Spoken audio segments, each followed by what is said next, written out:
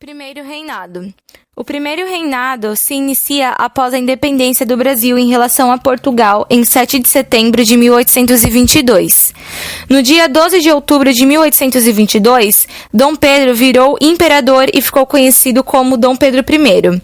Nessa mesma época, a situação política estava dividida em dois grupos: o Partido Português, que queria a recolonização do Brasil, e o Partido Brasileiro, que era dividido em dois grupos: os conservadores, que desejavam a criação de um governo fortemente centralizado, e os liberais, que desejavam a criação de uma monarquia constitucional e a descentralização administrativa.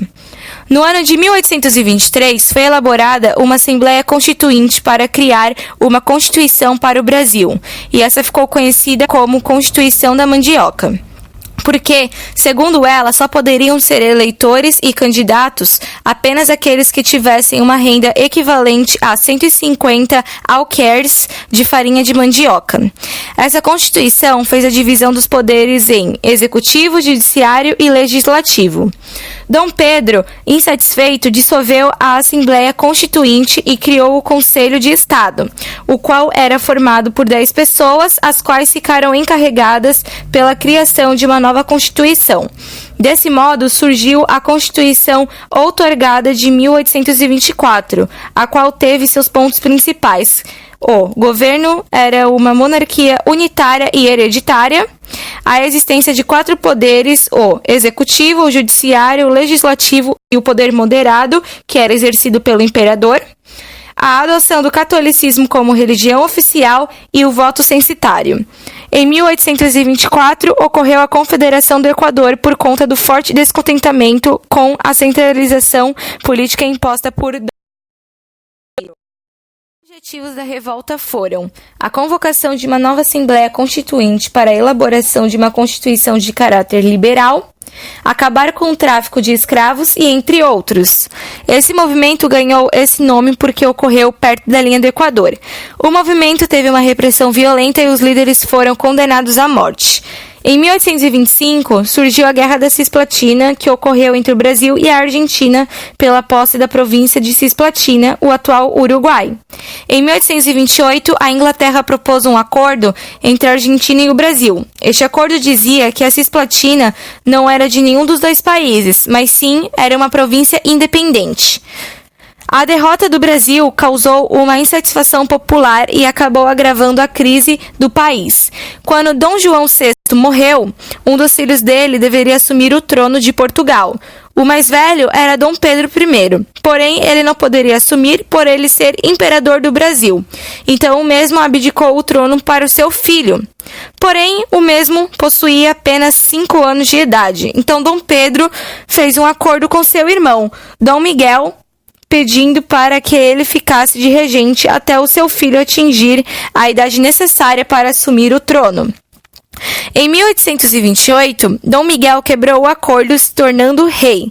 Em 1830, ocorreu o assassinato do jornalista Líbero Badaró, o qual fazia críticas ao governo imperial por meio do jornal O Observador Constitucional.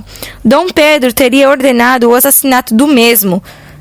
Ele foi acusado de forma indireta pelo crime, o que intensificou a insatisfação popular pelo governo do mesmo e aumentou a crise política do país. Os desgastes na relação de Dom Pedro I com grande parte da sociedade, em especial com certa elite política e econômica, fez com que ele renunciasse ao trono e o mesmo ficasse nas mãos de seu filho, Pedro de Alcântara. Dessa forma, em 1831, o primeiro reinado chegou.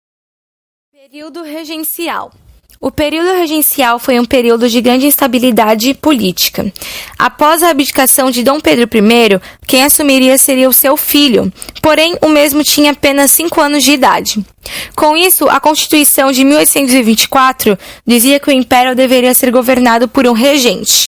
Porém, esse regente deveria ser um parente próximo do imperador.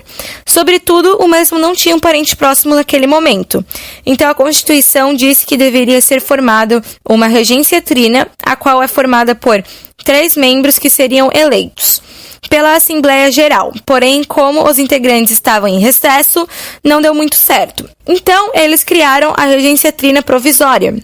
na qual os moderados assumiram o poder com o objetivo de frear as agitações políticas da época. Em 17 de junho de 1831, a Assembleia promoveu um processo de escolha chamada de Regência Trina Permanente, a qual visava o equilíbrio político e regional. Foram eleitos Costa Carvalho, considerado moderado, Braulio Muniz, considerado exaltado, e Francisco de Lima e Silva. O padre Antônio Feijó teve um grande destaque nesse período. O mesmo foi nomeado como ministro da Justiça. O ato adicional criado em 1834 deu autonomia para as províncias brasileiras e estabeleceu que a regência trina agora seria una. A regência una de Feijó fez com que eclodissem várias rebeliões, como a cabanagem, que ocorreu na província do Grão-Pará e tinha como objetivo principal a independência da província do Grão-Pará, a Guerra dos Farrapos, ou Farroupilha, que ocorreu no Rio Grande do Sul e tinha como objetivos o pagamento de menos impostos e aumento das taxas alfandegárias sobre o charque. E a Sabinada, que ocorreu na província da Bahia e foi ocasionada pela insatisfação do povo diante da falta de autonomia política e administrativa da província. Em 1817, o padre Feijó renuncia. O ato adicional deu autonomia às províncias. O povo que apoiava era chamado de progressista e quem não apoiava de regressista. Com o renunciamento de Feijó, ocorreu a regência. Ele era conservador e criou a lei interpretativa do ato adicional, o qual diminuía a autonomia das províncias. O período regencial chegou ao fim por meio do golpe da maioridade, o qual reconheceu Pedro de Alcântara como maior de idade com 14 anos. Dessa forma, Dom Pedro II tornou-se imperador.